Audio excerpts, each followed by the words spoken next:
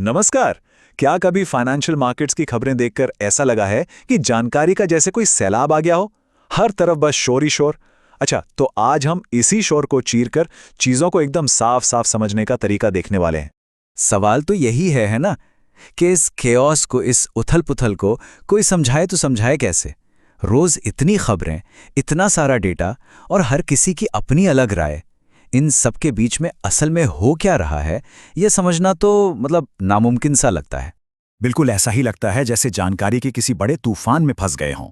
और सबसे बड़ी चुनौती ये होती है कि किस पर ध्यान दें और किसे बस जाने दें। लेकिन जरा सोचिए, अगर इसका कोई एक ब्लूप्रिंट हो तो, एक ऐसा फॉर्मूला जो इस पूरी की पूरी उलझन को एक सीधी सादी, आसानी से समझ आने वाली कहानी में बदल दे। आज हम उसी ब्लूप्रिंट को खोलने जा रहे हैं। तो ठीक है, चलिए शुरू करते हैं। ये है वो क्लैरिटी का ब्लूप्रिंट, 6 बहुत ही आसान स्टेप्स में। हम एक एक करके इन सबको खोलेंगे और देखेंगे कि एक पावरफुल मार्केट अपडेट आखिर बनता कैसे है। तो शुरुआत करते हैं पहले हिस्से से, यानी स्टेज को तैयार करना। देखिए, ये किसी भी अच्छे एनालिसिस की नींव होती है। यहीं पर सुनने वाले का ध्यान पकड़ा जाता है और एक बड़ी तस्वीर पेश की जाती है कि भाई आखिर चल क्या रहा है। अब जरा हुक की ताकत देखिए।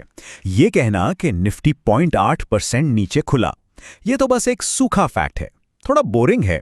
लेकिन अगर कहा जाए ग्लोबल टेंशन ने बाजारों को हिला दिया, तो ये एक कहानी की शुरुआत करता है। ये सुनते ही ध्यान खिंचता है कि अरे आगे क्या हुआ। और जैसे ही किसी का ध्यान खिंच जाता है, दिमाग में अगला सवाल आता है, क्यों? मार्केट गिरा तो क्यों गिरा? इसके पीछे की बड़ी वजह क्या है? और यहीं पर कॉन्टेक्स्ट, यानी कि संदर्भ, सबसे जरूरी हो जाता है। और बस यहीं पर द बिग पिक्चर सामने आती है। इसमें क्या क्या है? ग्लोबल संकेत हैं, यूएस ईरान जैसे जियोपॉलिटिकल तनाव हैं, एशियाई और अमेरिकी बाजारों का परफॉर्मेंस है, और गिफ्ट निफ्टी जैसे इंडिकेटर्स भी हैं। ये सारे छोटे छोटे टुकड़े मिलकर मार्केट की चाल की पूरी कहानी बनाते हैं। और फिर इस बड़ी कहानी को जमीन पर लाती है एक ठोस संख्या, जैसे सेंसेक्स का 425 पॉइंट नीचे खुलना। ये नंबर उस बड़ी तस्वीर को एक असली नापने लायक असर देता है। ठीक है, तो स्टेज अब सेट हो चुका है। अब चलते हैं दूसरे भाग पर, यानी मार्केट की चाल को डिकोड करना। यहां हम बड़ी तस्वीर से जूम इन करके मार्केट की बारीकियों में उतरेंगे। तो अगला कदम है बाजार के की मूवर्स को पहचानना, मतलब कौन से स्टॉक्स आज के हीरो हैं और कौन विलन। इस लिस्ट को देखकर पता चलता है कि मार्केट के अंदर असल में किन सेक्टर्स में एक्शन हो रहा है, जिससे कई बार छिपे हुए ट्रेंड्स भी पकड़ में आ जाते हैं।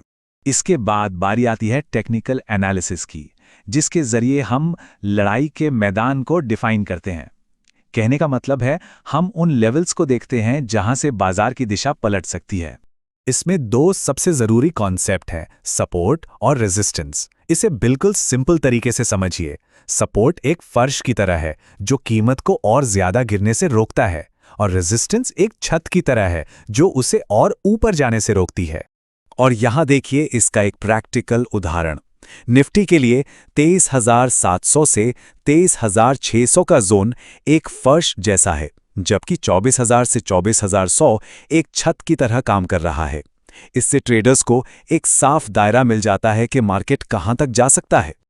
और अब एनालिसिस के इस हिस्से में आखिर में बारी आती है स्मार्ट मनी को फॉलो करने की, यानी बड़े बड़े इंस्टीट्यूशनल इन्वेस्टर्स क्या कर रहे हैं, कौन खरीद रहा है और कौन बेच रहा है।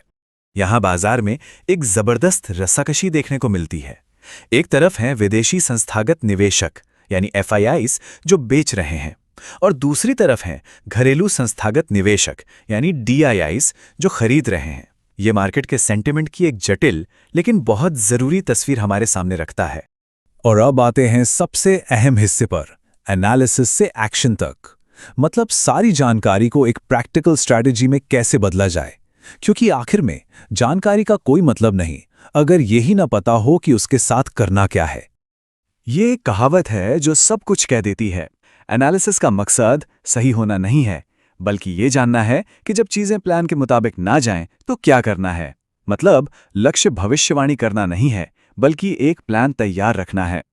तो वो सारा पिछला एनालिसिस हमें इस साफ सुथरी स्ट्रैटेजी तक ले आता है कि गिरावट पर खरीदने का अप्रोच रखें, ऊंचे लेवल्स पर बहुत ज़्यादा अग्रेसिव लॉन्ग पोजीशन से बचें और एंट्री के लिए सपोर्ट जोन पर नज़र रखें। सबसे ज़रूरी बात यह है कि यह हवा में तीर चलाना नहीं है, ये एक सोची समझी योजना है। और आखिरी कदम जो शायद सबसे ज़रूरी है वो है जिम्मेदारी। एक अच्छा मार्केट अपडेट हमेशा एक डिस्क्लेमर के साथ खत्म होता है। ये याद दिलाता है कि ये कोई निवेश की सलाह नहीं है और इन्वेस्टर्स को अपने सलाहकारों से ज़रूर बात करनी चाहिए। ये जिम्मेदार कम्युनिकेशन का एक बहुत ही ज़रूरी हिस्सा है। तो आखिर में सवाल यही है कि असली लक्ष्य क्या है? बाजार की भविष्यवाणी करना या फिर उसकी उथल-पुथल के लिए एक प्लान तैयार रखना? ये सवाल हमें सोच के साथ छोड़ जाता है कि एक मजबूत स्ट्रैटेजी का मतलब भविष्य बताना नहीं, बल्कि हर हाल के लिए तैयार रहना है।